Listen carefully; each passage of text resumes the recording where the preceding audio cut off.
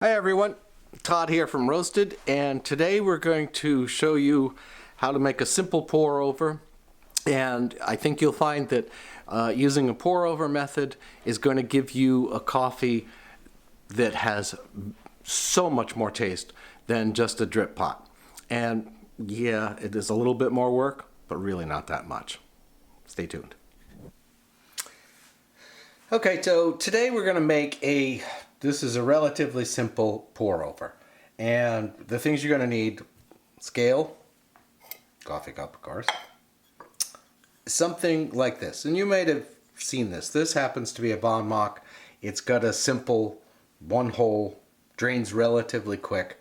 Some of them have like 2 or 3 holes and it slows the pour down.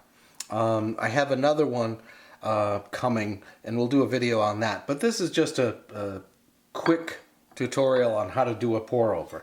Now you're going to need a filter that looks like this, and what I do with these filters is fold over that side and the bottom so that it ends up looking sort of like this, okay? And that way it fits, let me move that out of there, very nicely in the cup. So the other thing of course you're going to need is coffee and water. The first thing you want to do, this is the paper filter needs to be given just a little rinse. So you want to take your water, let that run through. That way if there's any residue in the paper or whatever, it'll help wash it out. If it's cold out, it also warms the cup up too. So once that's done, just lift that and dispose of water. Cup, Bon Mach, coffee, and I just flatten out the bed.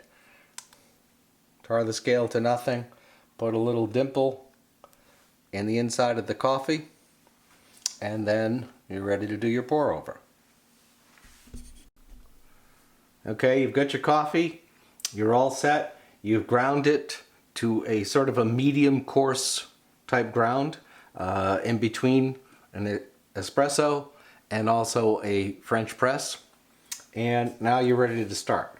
So as soon as you start, you're going to do the timer. And you're going to put just ever so slowly about 50 grams of water in there. And you'll see that the coffee will be expanding and bubbling. That's getting rid of the CO2 and also developing a little bit of the flavors. And you're going to do that for 30 to 45 seconds, which is why you need the timer to be able to tell that. You can tell after a while about when it's done because you'll start to judge the coffee and what it's done if it's not doing anymore.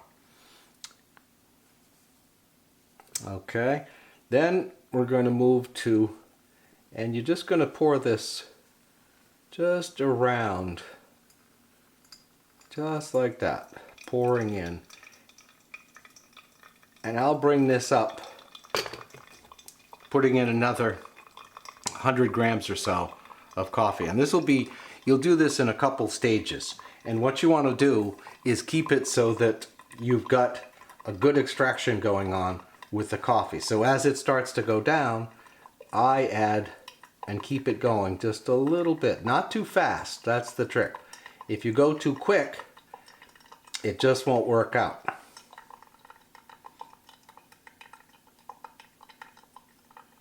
And you can hear it going down into the cup. And then we bring this up to 300.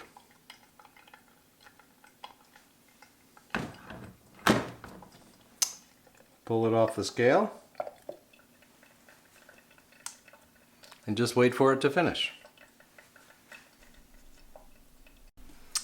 Okay, once the coffee's done, just take the filter, the coffee, and I compost all of this. So we get coffees and things from all over the world, so they all have different little attributes, so it's good for your compost pile.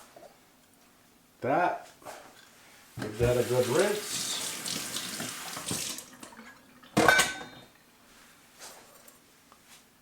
and pour over coffee. It's really not that hard.